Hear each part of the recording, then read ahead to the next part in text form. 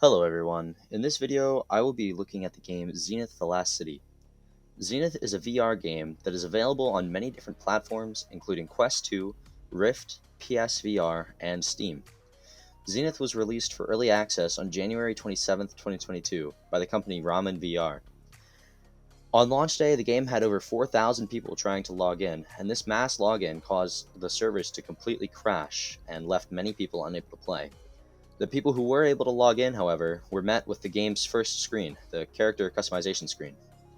While building your character, you can change things like skin tone, hair color, and gender, and you can also pick your class.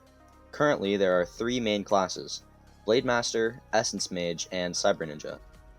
Blade Master is for fast-paced, close combat, where you fight enemies with dual-wielded blades. Essence Mage is for ranged play, with their magic attacks and guns. The newest class, Cyber Ninja, combines these two classes for long-ranged bow attacks and close-ranged sickle attacks.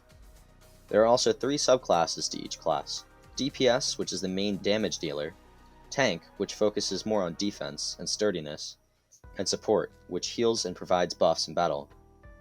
These roles are pretty standard in these types of games, but the options ensure that there is a playstyle for almost everyone.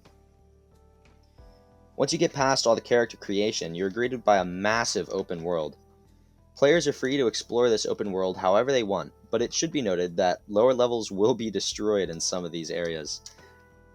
The movement in-game is really fun, with abilities like dashing, double jump, and teleporting. The ability to glide also adds a ton to the massive world. Something about flying over these awesome landscapes just really speaks to me. There are multiple areas in the world of Zenith to explore: the city, the undercity, the starting island, the Great Plains, the forest, the mountains, the beach, the jungle, and a massive desert. There's a ton to explore in each of these zones, but you don't have to do it alone. Zenith's multiplayer is nice because it lets you create parties with friends, join guilds, and even make houses. There is no shortage of people to meet because Zenith is crossplay with every VR platform. Other features of the game include the cooking minigame. Around the world, you can find and collect tons of ingredients, and even cooking recipes. And cooking is really well done in Zenith. From adding fuel, chopping fruit, boiling milk, and cooking mushrooms, there's a lot of skill that goes into making the foods without burning them. And of course, the food all gives different stat effects that are really important to fighting bosses. Speaking of, there's a lot of different monsters and enemy types that you can fight in each of the different areas, all requiring different types of skill and movement to kill, obviously. Something else that requires skill is the recent update which adds PvP.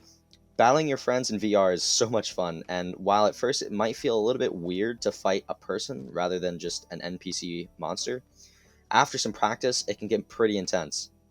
And it definitely does take some effort from the player to time dodges, attacks, and abilities, even more so than fighting a standard timed enemy.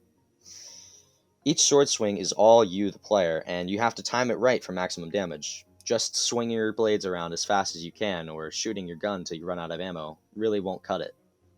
There are some flaws to Zenith, however. The first being that the game doesn't always run smoothly, from chunks of the map not loading, enemies disappearing mid-fight, and just plain disconnecting. The game also doesn't have a really well fleshed out crafting system, not quite so much as the cooking system.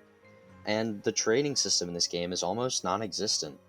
The only way you can really trade with people is if you feed them food, and that's not really trading items. Zenith VR is a great game to play, and among my favorite in the VR category, and I would recommend it to any first-time or long-time VR enjoyer. It is a great game, and it's definitely worth checking it out.